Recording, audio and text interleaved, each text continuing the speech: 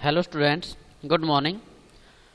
Today we will discuss about condition, logical फार्मूले। जो logical फार्मूले होते हैं वो हमेशा रिटर्न करते हैं ट्रू या फॉल्स। अब तक हमने जितने भी फार्मूले किए हैं वो सभी हमारे नंबर फार्मूले थे। मैंने आपको बताया भी था पहले कि जो फार्मूले होते हैं वो तीन तरह के होते हैं, नंबर फार्मूले, टेक्स्ट फार्मूले एंड लॉजिकल फार्मूले। तो लॉजिकल फार्मूले में क्या होता है कि ये इनबिल्ट नहीं होते, इसके लिए आपको खुद अपना एक लॉजिक क्रिएट करना पड़ेगा। उसके बेस पे जो भी रिजल्ट आप चाहते हो वो रिजल्ट आपको मिल जाएगा। चलो एक बार बात करते हैं लॉजिकल फार्मूले। छोटा सा एग्जांपल देखते हैं एक बार। मेरे पास एक फाइल है, यही फिलहाल मैं शीट नंबर 2 पे वर्क करता हूँ और यहाँ पर एक बार फार्मूले को अप्लाई करके देखते हैं। यहाँ पे देखो, अब मैं चाहता हूँ कि यहाँ पर मैं कोई भी एक वैल्यू पुट करूँ और मैं चाहता हूँ कि अगर मान लो मैं जो वैल्यू है वो माइनस में पुट करा दूँ। तो मैं यहाँ पे चाहता था अगर इसमें माइनस में वैल्यू डाल दूँ मैं सेल के अंदर तो B1 सेल के अंदर मेरे को शो करा दे नेगेटिव। अगर मैं पॉजिटिव वैल्यू डालता हूँ तो शो करा दे पॉजिटिव। तो यहाँ पे पहले कोई वैल्यू डाल के देख लो चाहे, और नहीं तो सीधा अपना जो B1 सेल है उसके अंदर कोई भी फार्मूला पुट कर लो। जैसे कि कंडीशन क्या है मेरी, अगर, और अगर वर्ड जहाँ पर भी आ जाता है उसके दो रिजल्ट शो होते हैं, फिर या तो हाँ और या नहीं, मतलब कि या ट्रू या फॉल्स। तो यहाँ पर भी अगर बात करें हम कि अगर A1 के अंदर जो सेल है या तो पॉजिटिव होगी और या नहीं होगी। ओके, तो इफ इक्वल टू इफ, और जो इफ का फंक्शन है एक बार उसका जो सिंटेक्स है उसको ध्यान से देखो। सबसे पहले लॉजिकल टेस्ट कि आपका लॉजिक क्या है, वो ट्रू के लिए जाता है या फॉल्स के लिए जाता है। उसके बाद कोमा, उसके बाद है वैल्यू इफ ट्रू, अगर आपकी बात सच है, अगर आपकी कंडीशन ट्रू है तो ट्रू पार्ट रिजल्ट देगा वो, और कोमा उसके बाद वैल्यू इफ फॉल्स, इसका मतलब कि अगर आपकी कंडीशन फॉल्स हुई तो। ओके, तो फिलहाल देखो मेरी जो टेस्ट है लॉजिकल टेस्ट वो क्या है, मैंने कहा था कि अगर वैल्यू माइनस, और माइनस में आपको पता है कि जब कोई वैल्यू जीरो से छोटी होती है तो वो नेगेटिव होती है, और जीरो या जीरो के जो ऊपर वैल्यू होती है वो होती है हमारी पॉजिटिव वैल्यू। ओके, तो सबसे पहले लॉजिकल टेस्ट क्या बनेगा कि अगर A1, अगर A1 जो सेल है उसके अंदर वैल्यू ग्रेटर, ग्रेटर सिंबल है, और लॉजिकल जो ऑपरेटर होते हैं वो आपके होते हैं greater than, less than, greater than equal to, less than equal to and not equal to.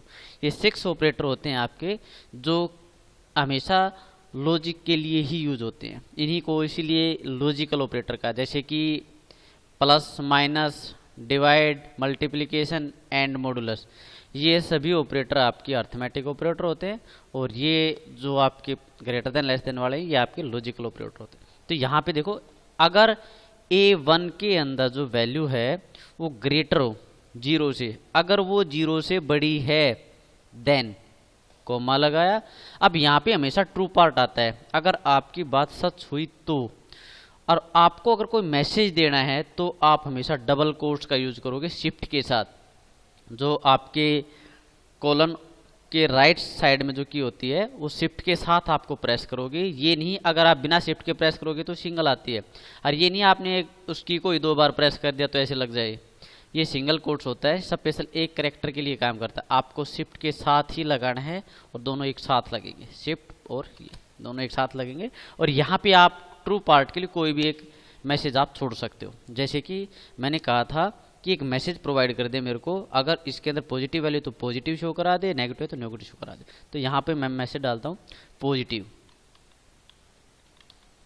और वापस से जो डबल कोट्स थे मेरे उनको मैंने क्लोज किया, उसके बाद कोमा। इसके अंदर एक पार्ट और है मेरा, वो है वैल्यू इफ फॉल्स। अब ये भी जरूरी नहीं है आप हमेशा 0 से बड़ी वैल्यू डालोगे, हो सकता है माइनस में डाल दो तो उसको नेगेटिव भी शो कराना है। तो बस वो एक चीज पे ध्यान रखिएगा, अगर आपकी A1 सेल है उसके अंदर आपकी वैल्यू 0 से बड़ी है देन पॉजिटिव, और नहीं तो आपको पता है वो केवल ट्रू पार्ट के लिए ही काम करता है, नहीं तो इसके अंदर अदरवाइज डाल सकते हैं। और यहाँ पे डबल कोट्स मैंने लगाया, और यहाँ पे आपको पता है अगर वैल्यू आपकी 0 से बड़ी नहीं हुई, छोटी है, तो आपको पता है फिर वो नेगेटिव वैल्यू होगी। तो यहाँ पे वैल्यू पुट करा दी मैंने नेगेटिव, एक मैसेज प्रोवाइड करा दिया नेगेटिव, और डबल कोट को क्लोज किया। उसके बाद ब्रैकेट क्लोज करनी होती है आपको, उसके बाद एंटर। अब यहाँ पर देखो इसने पॉजिटिव रिजल्ट दिया, क्यों? क्योंकि इसके अंदर A1 जो सेल है उसके अंदर मेरी पॉजिटिव वैल्यू थी। अगर यहाँ पर मैं डाल देता -1 और -1 डाल देता तो ये पता है आपको नेगेटिव वैल्यू, तो आपको नेगेटिव रिजल्ट देगा। मतलब कि B1 सेल डिपेंड करती है A1 सेल के ऊपर कि इस सेल के अंदर वैल्यू है क्या। मैं चाहता था कि अब तो चलो ठीक है मेरे पास 2 ही कंडीशन है, और एक बार इनको और चेक करके देखते हैं।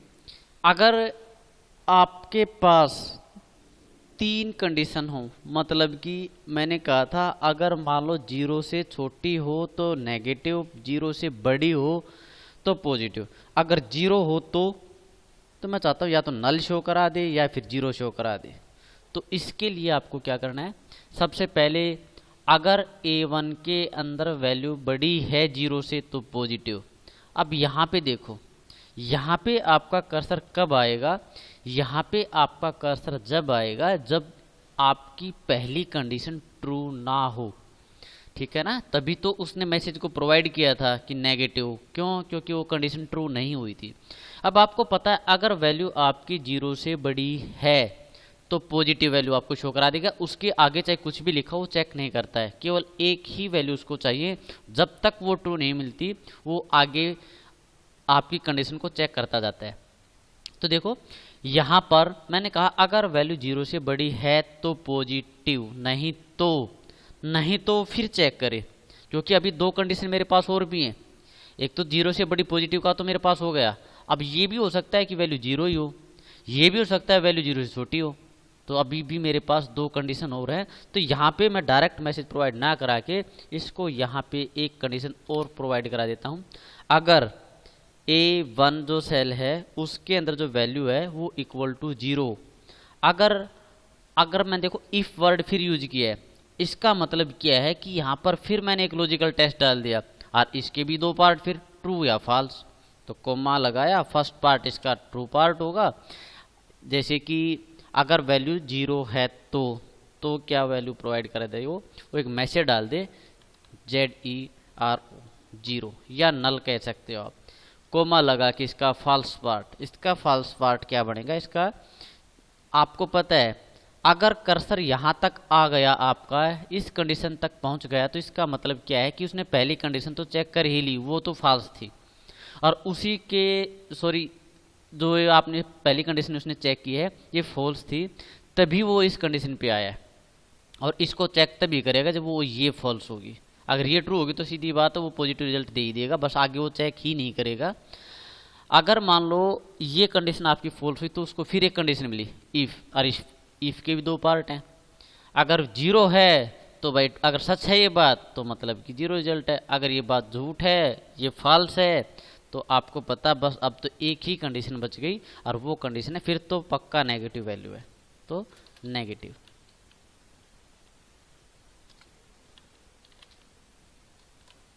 And enter.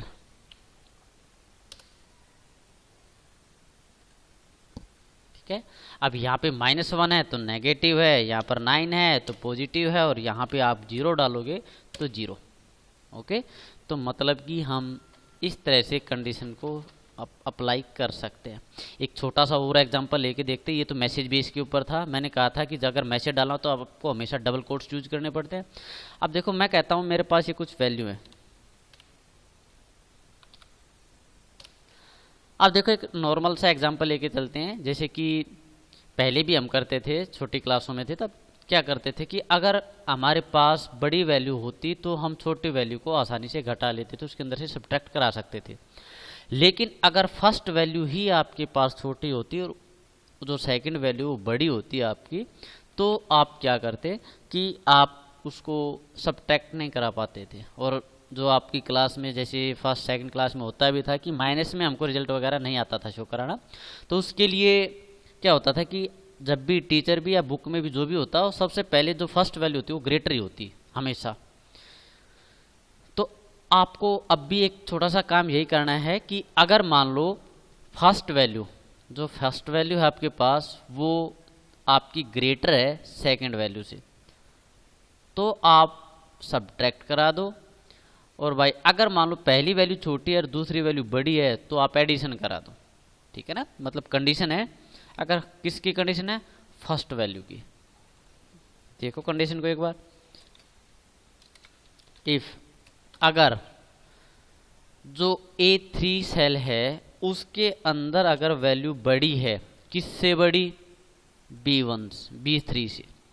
अगर A3 ग्रेटर है B3 से, देन एक कैलकुलेशन करानी है मेरे को। अब की बार कोई मैसेज शो नहीं कराना है तो उसके लिए क्या करते हैं, हम डबल कोट्स नहीं लगाएंगे, ठीक है। तो A3 अगर बड़ा है B3 से तो A3 में से B3 सब्ट्रैक्ट होना चाहिए, A3 minus B3 coma.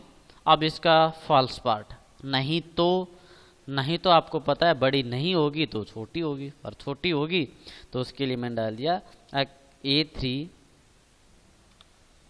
Plus B3, ये दोनों ऐड हो जाएं, ब्रैकेट क्लोज एंड एंटर।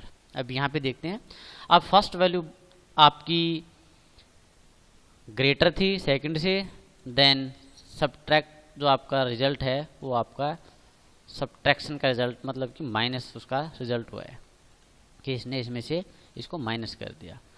अब देखो वैल्यू मैं छोटी, पहली वैल्यू छोटी डाल देता हूँ, दूसरी बड़ी है तो 33 की मतलब कि क्या है कि इसमें जो वैल्यू है वो आपस में ऐड करा दी।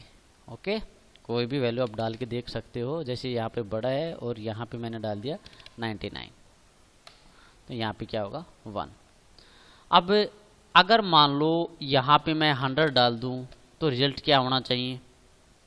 कंडीशन की बात करें तो क्या थी, कंडीशन क्या थी हमारी कि अगर A3 ग्रेटर हो किससे, B3 से।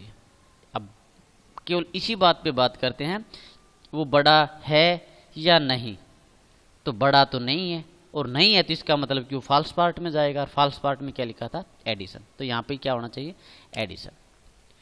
ओके, हम भी यही सोच रहे थे कि मान लो वैल्यू बराबर हो तो बराबर हो तो उसके लिए हमने कोई कंडीशन दी नहीं थी, और ना ये खुद कोई फैसला लेता है अब भाई वैल्यू तो बड़ी है छोटी नहीं, क्योंकि ये हमारी बात पे ही चलता, जो हमने लॉजिक लगाया उसी के अकॉर्डिंग चलता है। हमने इसको साफ साफ ये कहा था, अगर A3 B3 से बड़ा हो, और बड़े का मतलब बड़ा ही होता है, बराबर नहीं। अगर हम चाहते कि भाई इक्वल भी हो तो भी वो माइनस कर दे, तो हम यहाँ ग्रेटर देन इक्वल टू लगा लेते हैं। अगर A3 के अंदर जो वैल्यू है वो या तो B3 से बड़ी हो या उसके बराबर हो, तो फिर ये ट्रू पार्ट, मतलब कि सब्ट्रैक्शन होगा उसका, और नहीं तो अदरवाइज है A3 प्लस B3। ओके, अब इसी फार्मूले को एक बार हम यूज करके देखते, जो हमने टेबल बनाई थी स्टूडेंट नाम की, उसको एक बार यूज करके देखते हैं।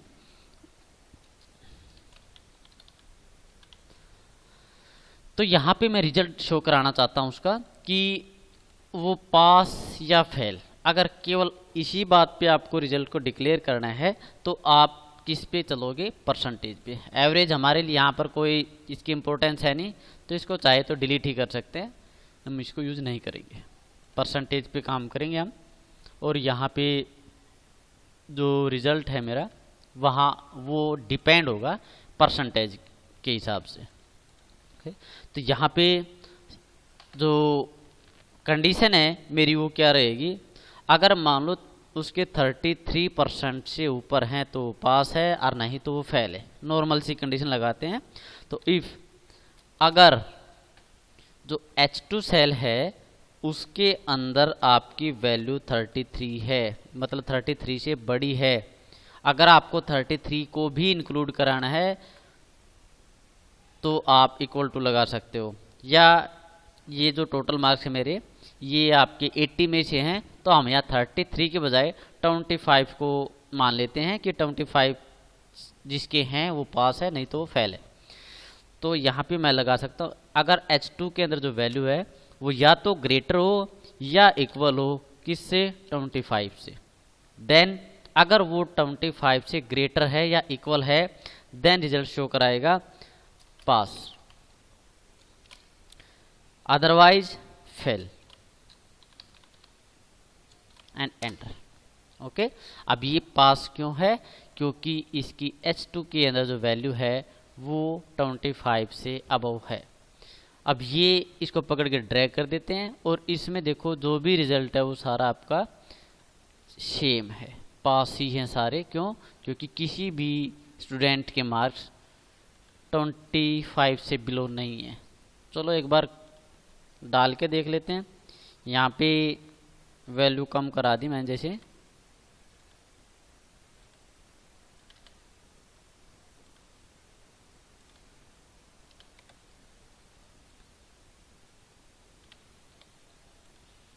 ठीक है। अब यहाँ पे देखो इसकी जो परसेंटेज है वो 23.75, तो ये फेल है। इसी तरह से किसी की भी वैल्यू आप चाहो तो घटा के देख सकते हो, वो आपको रिजल्ट शो करा देगा आपका जो एक्चुअल रिजल्ट है। ठीक है, अब यहाँ पे देखो 25.25 मैंने कहा था, 25 को हम क्या करेंगे ग्रेटर या इक्वल टू में लेंगे, तो 25 या 25 से ज़्यादा। अभी फ़िलहाल वैसे भी बात करें तो ये तो 25 से ग्रेटर है, क्योंकि 25 पीछे भी है तो 25 से तो ग्रेटर है वैल्यू। तो यहाँ पे इसकी ये मार्क्स को थोड़े कम कर लेते हैं। यहाँ पे देखो ये हो गया फेल। ओके, तो इस तरह से मेरी काम करती है कंडीशन। ठीक है, उसके बाद अभी ये तो केवल रिजल्ट था मेरा, केवल पास और फेल के लिए केवल दो कंडीशन थी। लेकिन अगर रियलिटी की बात करें हम, तो हम मान के चलते हैं जिसके 70 से अबव हैं तो उसको ग्रेड ए शो करा दे, जिसके 60 से अबव हैं उसको ग्रेड बी शो करा दे, और जिसके 40 से अबव हैं ग्रेड सी शो करा दे, और जो केवल पास पास ही है जिसके 25 से 40 के बीच में है वो ग्रेड डी, और बाकी को शो करा दे फेल। तो इसके लिए क्या शो कराएंगे हम,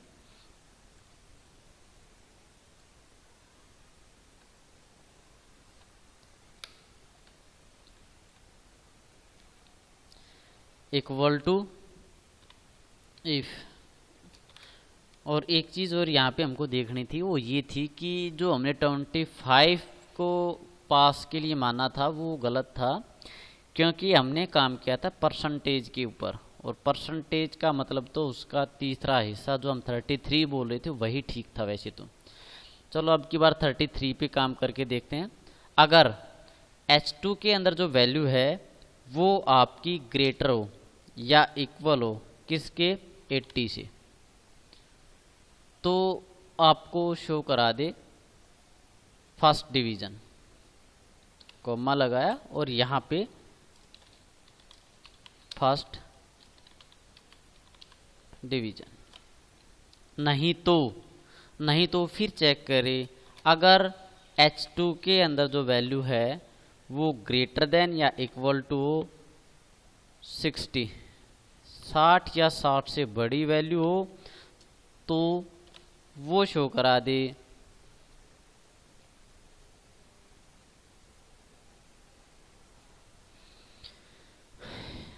एक बार जो 80 से वो होते हैं हम उनको मेरिट में शो कराते हैं, मेरिट, और 60 या 60 से बड़ी वैल्यू है तो फर्स्ट डिवीजन। और नहीं तो फिर चेक करते हैं इफ, अगर H2 के अंदर जो वैल्यू है हमारी वो ग्रेटर देन या इक्वल टू हो 50, देन शो करा दे सेकेंड डिवीजन। और नहीं तो वो फिर चेक करे, अगर H2 के अंदर जो वैल्यू है वो ग्रेटर देन या इक्वल टू 35 35 या 35 से ज़्यादा हो तो वो शो करा दे पास ओनली, और नहीं तो शो करा दे फेल।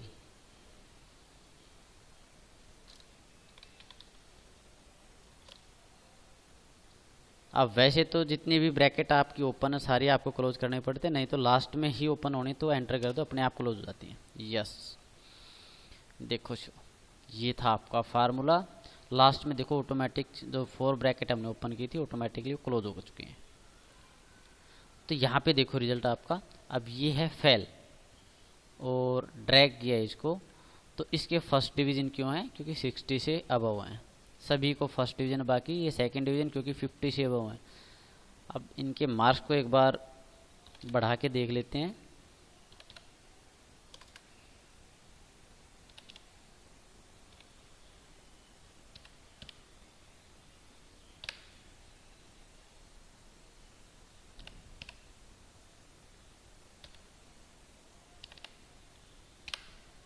यहाँ पे इसके मार्क्स हैं जो 94 हैं, तो इसको शो करा दी मेरिट। इसी तरह जो भी आप वैल्यू इनके अंदर चेंज करोगे रिजल्ट ऑटोमेटिक आपका चेंज हो जाएगा, क्योंकि H2 डिपेंड है आपके टोटल पे, टोटल डिपेंड है आपका सब्जेक्ट के मार्क्स पे। ये फार्मूले आपके आपस में सारे डिपेंड है। ठीक है, तो इसके लिए अगर आपको फार्मूला नोट करना है तो आप इसको नोट भी कर सकते हो। ये आपका कंप्लीट फार्मूला।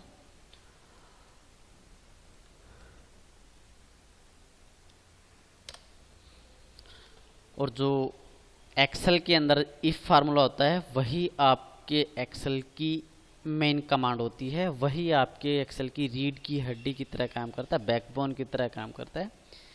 जो भी लॉजिक है हम इफ कंडीशन से यूज कर सकते हैं, अपना खुद का लॉजिक हम क्रिएट कर सकते हैं।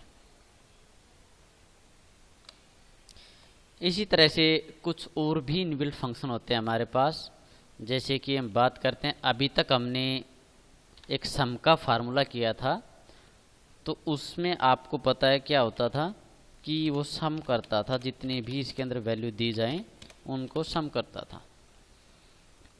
एक फंक्शन होता है सम इफ, इसके अंदर देखो 2 फार्मूले मिक्स हैं आपके सम इफ। सबसे पहले इसके सिंटैक्स की बात करें तो रेंज, ये रही रेंज मेरी सारी जिसकी वैल्यू को मैंने ऐड कराना। उसके बाद क्राइटेरिया, क्राइटेरिया का मतलब होता है कंडीशन, कंडीशन क्या है आपकी, और कंडीशन आपको डबल कोट्स में ही देनी होती है।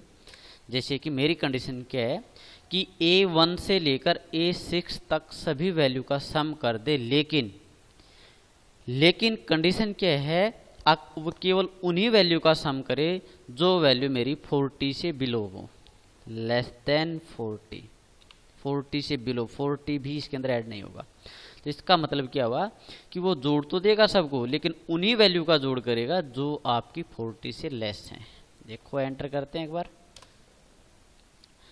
अब देखो 40 से अबव, जी अबव है ऐड नहीं होगी, 40 से अबव है नहीं होगी, 40 से अबव ऐड नहीं होगी, ये भी 40 से अबव ऐड नहीं होगी। केवल 2 वैल्यू ऐड हुई हैं, वो हैं 24 एंड 15। और ये भी ऐड क्यों हुई है?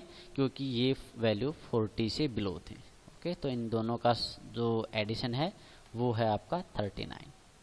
और भी वैल्यू को कम करके देख लो, चाहे ये भी ऐड हो जाएगा, और कम करके देख लो ये भी ऐड हो जाएगा। ठीक है, तो मतलब जो भी आपकी कंडीशन होगी उसी के अकॉर्डिंग वो काम करेगा, क्योंकि नाम से ही पता लगा सम इफ कि जोड़ दे। अगर सम में तो हमने दे दी पहले रेंज, तो पहला जो इसका सिंटैक्स था उसके अंदर तो हमने रेंज दे दी जिसका उसको सम करना है, जिसमें से उसको सम करना है, कोमा लगा के दूसरी हमने दे दी कंडीशन, लेकिन उनका जिनकी वैल्यू लेस हो 40 से। अगर 40 को भी इंक्लूड कराना था तो वही इक्वल टू शो करा देते हैं, लेस देन इक्वल टू, या तो 40 हो या 42 से आपकी बिलो, तो भी आपका 40 को भी वह ऐड करा देता। ठीक है, इसी तरह काउंट इफ का फार्मूला होता है। जैसे कि काउंट का फार्मूला क्या काम करता था, जो आपकी रेंज होती थी उसमें से केवल न्यूमेरिक वैल्यू को काउंट करता था। इसी तरह काउंट इफ का इस पूरी रेंज में से उन वैल्यू को काउंट कर दे जिनमें न्यूमेरिक वैल्यू हो, लेकिन किस वैल्यू को काउंट करे, केवल उन्हीं वैल्यू को काउंट करे जो आपकी 50 से बिलो या फिर जो आपकी 50 से अबव हो, तो ग्रेटर देन इक्वल टू 50, जो 50 से बड़ी वैल्यू होगी उसी को काउंट करेगा। ये देखो केवल एक ही वैल्यू है जो 50 से बड़ी है, बाकी चेंज करके देख देता हूँ। यहाँ पर 2 रिजल्ट आ गया और रिजल्ट चेंज कर दिया 3 आ गया। इसी तरह से काउंट इफ का फार्मूला काम करता है। अब काउंट इफ का फार्मूला हमारी टेबल में भी काम कर सकता है। जैसे कि मैं चाहता हूँ एक बार ये देखना है कि ये जो बच्चा है ये कितने सब्जेक्ट में फेल है, 1 में है, 2 में है, 0 में है। तो यहाँ पे हेडिंग डाल दिए काउंट की और इसके अंदर फार्मूला लगाया मैंने काउंट इफ। काउंट इफ मतलब वो काउंट कर दे इस रेंज में से किनको जो फेलियर हैं, और फेलियर कौन है जिसके मार्क्स यहाँ पर, अब यहाँ लिखेंगे हम 25 क्योंकि ये सारे वैल्यू 80 में से थी, तो परसेंटेज का कोई यहाँ पे है नहीं, तो यहाँ पे जो फेलियर हैं उनको काउंट कर देगा कि जो बच्चे फेल हैं। ये जो अंकुर है वो 0 सब्जेक्ट में फेल है कि मतलब सब में पास है। ये 4 सब्जेक्ट में फेल है, ये 1 सब्जेक्ट में, बाकी सारे क्या है 0 में। यहाँ पे डाल के देख लेते हैं। ये भी 1 में फेल हो गया, ये 2 में फेल हो गया, इसी तरह से जितनी मर्जी हो आपकी। अब एक काम और भी किया जा सकता है। जो रिजल्ट है हमारा, ये जो फंक्शन हमने लगाया था रिजल्ट का, ये आपका डिपेंड था केवल परसेंटेज पे। अब ऐसा भी हो सकता है मान लो कि स्टूडेंट ने एक पेपर ना दिया हो और बाकी चारों सब्जेक्ट में उसके जो मार्क्स हैं वो 90% नंबर है मान लो, और एक सब्जेक्ट में उसने पेपर दिया नहीं, तो भी वो क्या कराएगा, आपको परसेंटेज के हिसाब से रिकॉर्ड शो करा देगा। मान लो उसके हर सब्जेक्ट में 90 से अबव हैं और एक उसने एग्ज़ाम दिया ही नहीं बिल्कुल, तो मतलब उसके सब्जेक्ट में 0 नंबर हैं, फिर भी ये इसकी फर्स्ट डिवीज़न या मेरिट को लेके आ सकता है। हालांकि यहाँ पर शो होना चाहिए री, कि अगर 1 में फेल है तो री है, 2 में फेल है तो फेल है, चाहे बेशक से कितनी भी परसेंटेज रहे, और वो तीनों में अगर फेल है तो 2 या से ज़्यादा में फेल है तो वो फेल है। ये काम आपको यहाँ पे इसका एक रिजल्ट और निकाल के दिखाना है और वो आप खुद करोगे। ओके, तो आज के लेक्चर में बस इतना ही। Thank you.